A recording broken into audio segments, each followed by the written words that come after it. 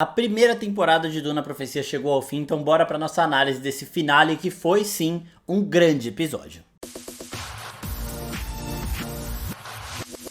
E aí, seus geeks, tudo certo? Eu sou o Marcos Veloso e hoje é dia da gente falar dos mínimos detalhes do episódio final da primeira temporada de Duna Profecia. Por que primeira temporada? Porque a HBO já confirmou que a segunda temporada está em desenvolvimento e vai chegar ao catálogo da HBO muito provavelmente em 2026. Bom, dito tudo isso, vamos falar do episódio em si, porque o episódio é maravilhoso, tá? Acontece tudo ao mesmo tempo, você não sabe em quem confiar, você não sabe o que tá acontecendo, você tem um metamorfo, um shapeshifter nessa parada, alguém que troca de rosto. Então você também não sabe muito bem quem é quem, em que momento que aconteceu essa troca, mas aqui a gente tá pra explicar tudo o que aconteceu até a pessoa por trás do empoderamento do Desmond Hart aí, né? A pessoa que transformou Desmond Hart nessa máquina de matar. Bom, então vamos começar aqui falando do vírus. Como a gente disse lá no vídeo da semana passada, por sinal acertamos muitas coisas que a gente vem falando desde o começo da série.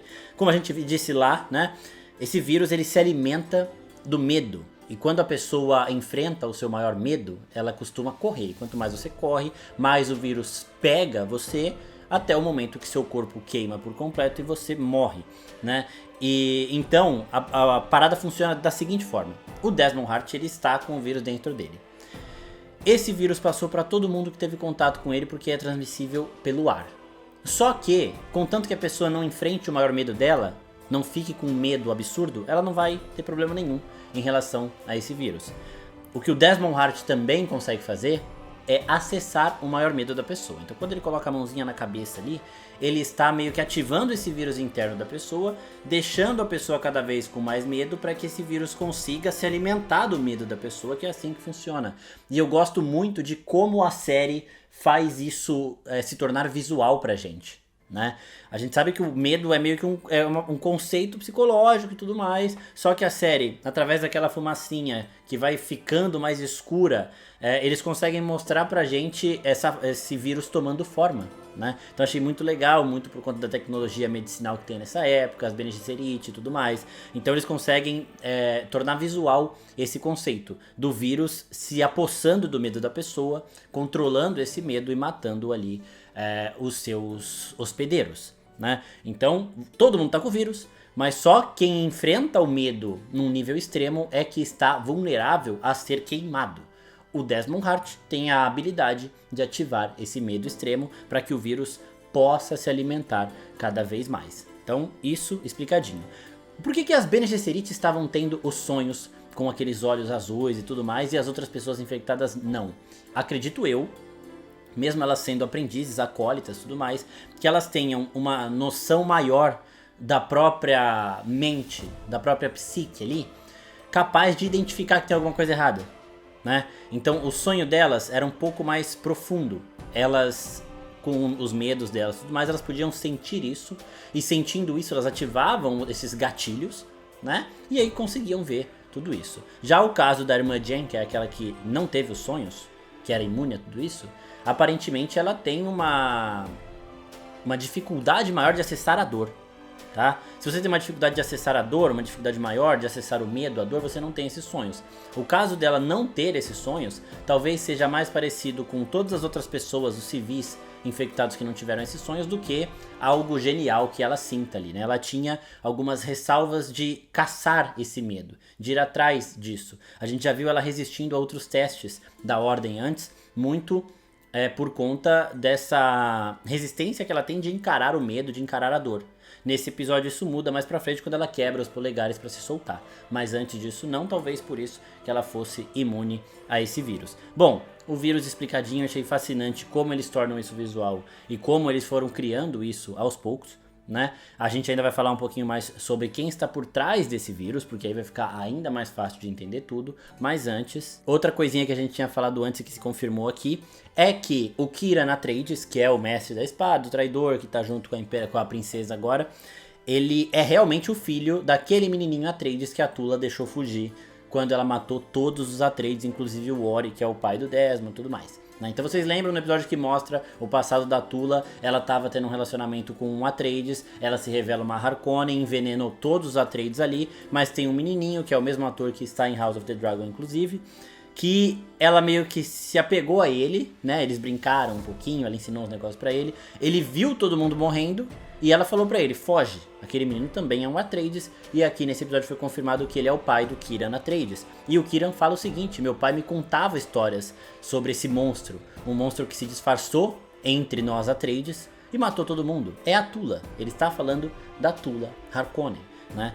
Então é bem legal também ver essa amarração, algo que a gente também já tinha especulado em outros vídeos. Então essa série é muito boa porque assim, várias coisas que a gente falou antes, elas se concretizaram. Porque a gente é muito foda? Não, porque a série vai deixando pequenos indícios de que isso pode se concretizar no futuro. Então é uma trama muito bem amarradinha. E aqui nós temos mais uma parada que mostra como as Bene Gesserit conseguem fazer esse cruzamento genético perfeito. Então elas entram naquela IA que só a Ordem tem, que a Irmandade tem e que é escondida, exclusiva de algumas poucas irmãs da Bene Gesserit que sabem disso, né? E elas começam a fazer esse traçado para encontrar o Imperador perfeito. Então, neste momento, lá no passado ainda, com as atrizes mais jovens interpretando as irmãs, a gente vê o Hávico jovem, tava com o cabelo e tudo mais, e elas encontrando, procurando a pessoa que seria a Imperatriz, a se casar com ele, né? E aí eles encontram a Natália. Até tem é um momento bem legal aqui, porque primeiro que elas falam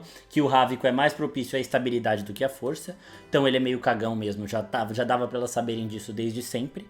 Também é facilmente manipulável. E quando elas vão ler da Natália, ela é mais propícia à ambição e fé. E ela realmente tem um fanatismo religioso que move todas as ações dela. A gente tá vendo aqui tudo isso que eles puderam ver das características do Imperador e Imperatriz quando eles ainda eram muito jovens, realmente se concretizou e está realmente movendo todas as ações destes dois até hoje. E através dessa junção do cara que prefere a estabilidade do que a força e da mulher que é movida pela ambição e pela fé, é que eles acreditam que sairá a Imperatriz perfeita, que é a filha dos dois, a Inês. A Inês que é a pessoa que a Valia Harkonnen quer colocar na Irmandade para depois colocar no trono. Quer transformá-la numa Bene Gesserit para depois transformá-la na Imperatriz Corrino. Isso muito provavelmente não vai dar certo, né? Os Corrino eles vão permanecer no trono, mas talvez a Inês não vá pro lado da Valia ou não chegue ela ao trono, pode ser outro Corrino ali, daqui a pouco a gente também fala disso, mas esse plano já está em ação e a gente vê como essas máquinas são muito foda. E aqui no momento que elas estão analisando a genética através da máquina, através da IA, é que nós temos um forte aceno de novo ao Paul Atreides, o único aceno do episódio, tá? A gente achava que o Paul tinha muito mais importância e impacto na série, mas não. Só que aqui nesse momento sim é um aceno a ele, Paul Atreides, porque quando a Valia vai mostrar pra Tula o que dá num cruzamento de um Harkonnen com um Atreides, elas veem que dá um garoto que é destinado à grandeza. A Valia fala com essas próprias palavras, com a orientação certa, um Harkonnen mais Atreides pode moldar a trajetória dos mundos. E é exatamente isso que o Desmond Hart vai fazer? Não, mas é exatamente isso que o Paul Atreides vai fazer. Por quê? Porque tiveram uma mudança aí crucial nisso tudo. O começo da frase da Valia é com a orientação certa. O Desmond Hart não teve a orientação certa. A Valia Harkonnen queria sim dar essa orientação para o Desmond Hart, para o bebezinho ali da Tula, mas a Tula queria que ele fosse livre. Queria que ele tivesse o livre-arbítrio para viver a vida que ele quisesse, não que ele fosse um boneco das Bene Gesserit. Já no caso do Paul Atreides, ele teve a orientação certa, porque a Jéssica é uma Bene Gesserit e ela não deu o filho dela para ser livre, não. Ela criou o filho dela desde o começo, preparando ele para se tornar isso, né? Para se tornar alguém capaz de moldar a trajetória dos mundos. Então a Jéssica, diferente da Tula, pegou o filho dela, Harkonnen Atreides, criou de perto e deu a orientação necessária para que ele se tornasse o Lisan al-Gaib, o Kwisatz Haderach, todos esses grandes nomes que o Paul Atreides recebeu ao longo do tempo. E nós temos também um outro ponto interessante nisso tudo, porque até o mito do Lisan al-Gaib foi criado pelas Bene Gesserit. E esse episódio aqui, esse episódio final da primeira temporada de Duna Profecia, que se passa 10 mil anos antes do nascimento do Paul, termina com a Madre Superior, a Valia Harkonnen, chegando em Arrakis. Então muito provavelmente nós estamos também presenciando o início dela espalhando esses mitos do Lisan al-Gaib para os Fremen, porque ela sabe que os Fremen são fanáticos religiosos e ela sabe que essa é uma forma de controlar esse povo. Elas sabem de tudo isso. Então, muito provavelmente a gente tá vendo o começo disso. Tanto que lá em Duna 2 o Paul fala, se as pessoas acreditam no Issam Gaib porque o seu povo, ele fala pra mãe dele, o seu povo fomentou esse mito aqui há muito tempo.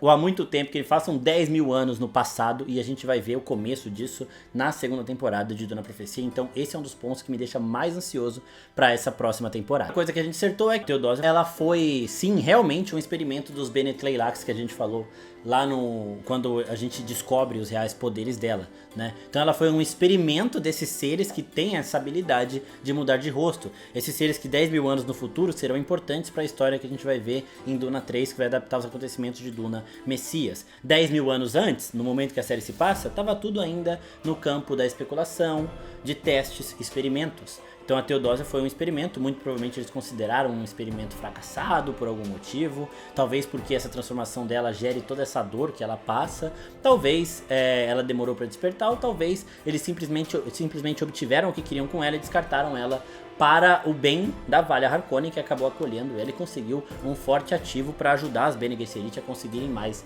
da influência que elas precisam na galáxia toda. E antes da gente chegar para falar mais sobre o vírus e sobre a reta final do episódio, vamos voltar para dentro de Warlock 9, que é o país, o planeta onde as Bene Gesserit estão estabelecidas, porque lá o caos aconteceu. Mais uma coisa que a gente antecipou, que estava bem na cara realmente, que é que a Dorotheia assumiu o corpo da Layla e retomou a sua doutrina dentro da Irmandade. Então, para quem não lembra, quando a Rakella, que era a grande líder das Bene Gesserit, morre, a gente tem duas facções lá dentro.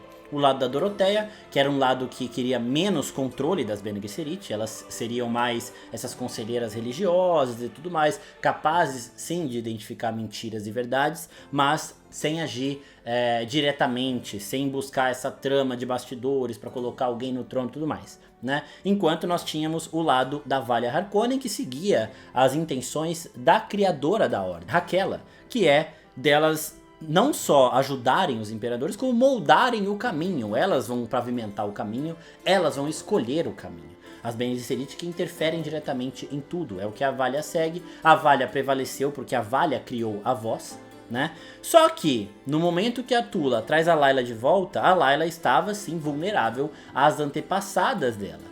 Então teve um momento que a Rakella assumiu o corpo, que foi ótimo para os planos da Tula, da Valia, porque ela ajudou em muita coisa. Só que quando a Dorotheia assumiu o corpo, Dorotheia que é vó da Layla, aí a parada muda de figura. Então basicamente o que a gente pode ver aqui também nesse episódio, né, um padrãozinho, é que tudo o que a Tula fez sem a Valia saber, deu merda para os planos da Valia. Então a única fraqueza da Valia é confiar demais na Tula. Primeiro no passado, quando ela fala que o bebezinho dela morreu e ela manda o filho Atreides Harkonnen para longe para viver outra vida livre, ela estava se desfazendo de alguém com grande potencial, né? E a Valia nunca soube disso, achou que o bebê morreu, vida que segue.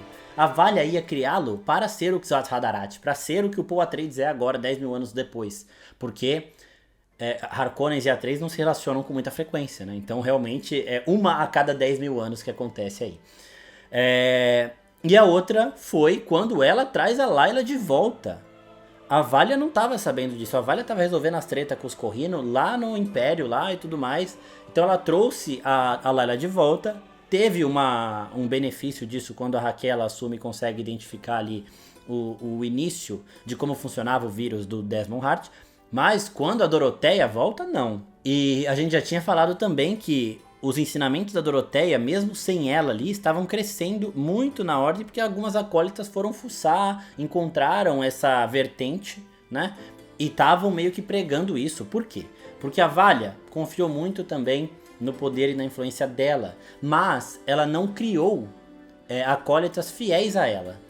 Ela criou acólitas tementes a ela. As acólitas ali da Irmandade agora, a maioria delas, elas têm medo da Valia e ficam meio que no escuro. A gente vai acreditar no que ela tá falando, porque a gente tem medo dela, mas ela não tava criando essas pessoas para serem fiéis a ela.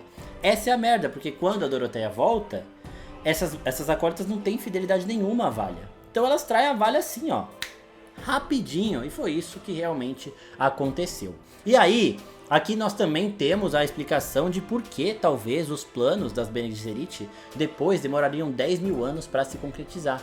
Porque a Dorotheia pega ali várias acólitas, sai mostrando tudo que a Valia sempre escondeu delas e destrói a Miru, que é a IA, a inteligência artificial que ajudava a Bene Gesserit e acelerava o processo desse cruzamento genético. Sem isso, talvez elas muito provavelmente não vão conseguir recuperar essa IA. As Bene Gesserit vão se reestruturar, seguindo a vertente da Valia Harkonnen, mas elas vão demorar muito mais para ter essas habilidades de entender melhor como funciona o cruzamento genético perfeito, qual será, serão estudos mais manuais. A IA acelera muito esse processo, também é uma parada que a gente está vivendo atualmente, né? Usar a IA como ferramenta de apoio talvez pode ser muito útil, né, em alguns casos. E aqui era um desses casos. Sem a IA, as Bene Gesserit vão manter esse plano de ter um imperador perfeito através do cruzamento perfeito, mas vão ter que fazer isso com muito mais mão de obra, com muito mais cuidado e também estabelecer uma forma de identificar isso, porque agora não vão ter mais a IA para acertar tudo isso. Então a gente já sabe que a vertente da Valia Harkonnen vai permanecer na ordem até os tempos do Poa 3. Então ela vai ganhar a Dorotheia em algum momento nessa segunda temporada, talvez em outras temporadas. Só que isso vai causar um atraso irreparável para as Bene Gesserit. Por isso que elas vão demorar 10 mil anos para conseguir auxiliar. Elas não têm mais essa inteligência artificial para ajudá-las a acelerar o processo. E aí, no vídeo da semana passada, uma pessoa comentou aqui no YouTube mesmo que o Desmond ele tinha alguns sinais de que ele não enxergava.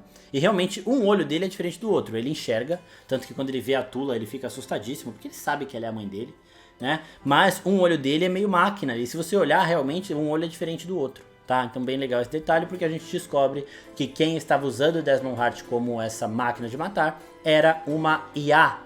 Era uma máquina pensante, uma máquina senciente. Não era Poa Atreides, né, manipulando os acontecimentos do passado com as habilidades que ele conquistou, nem nada do tipo.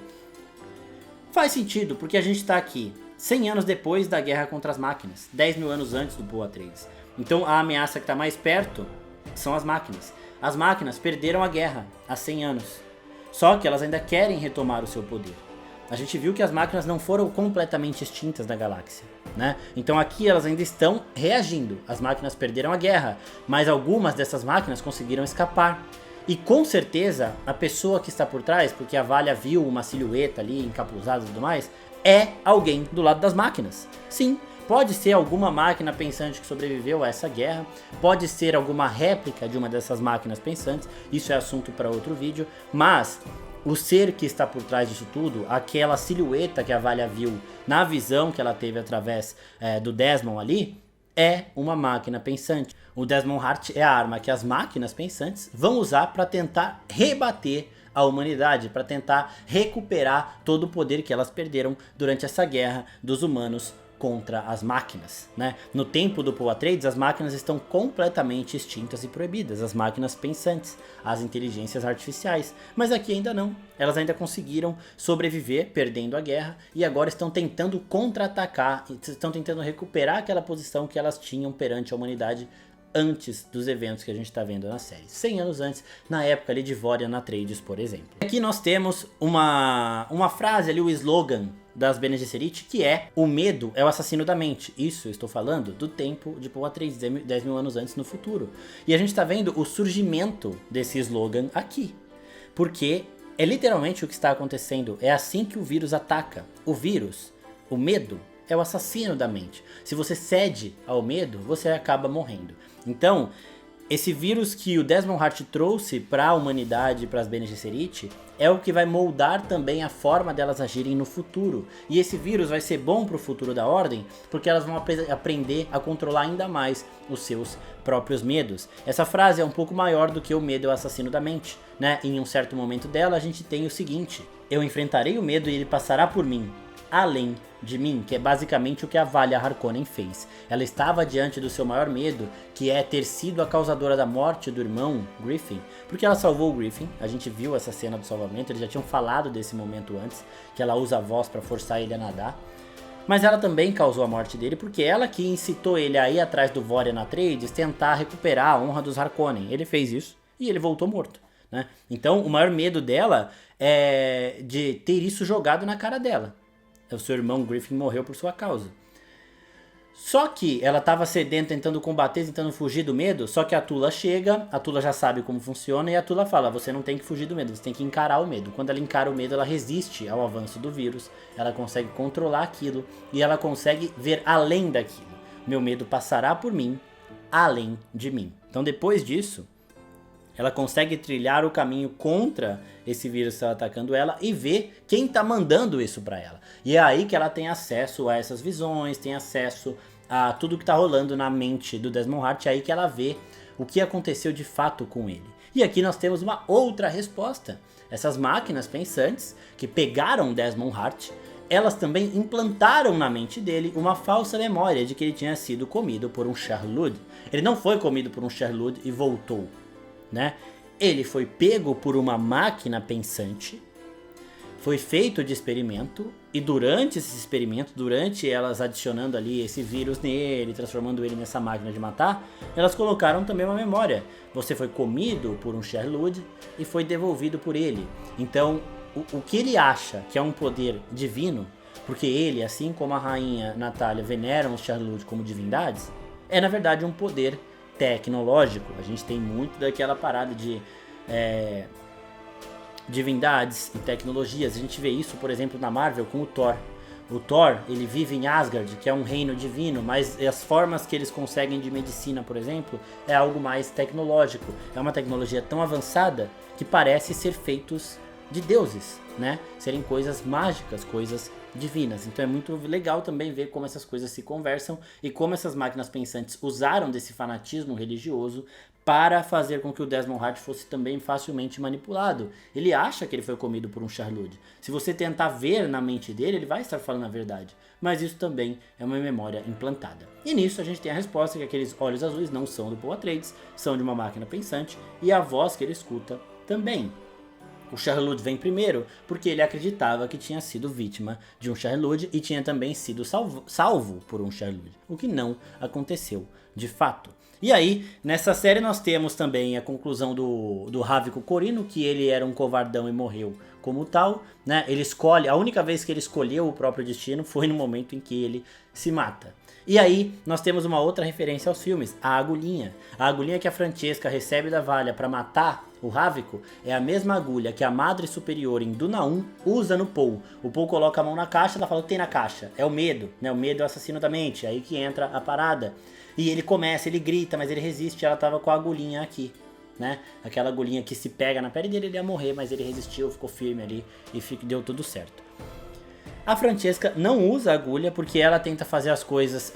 De novo, toda vez que alguém tenta mudar um plano que a Valha fez, dá merda, né? A Valha é questionável, ela faz coisas aí realmente muito más, só que os planos dela funcionam.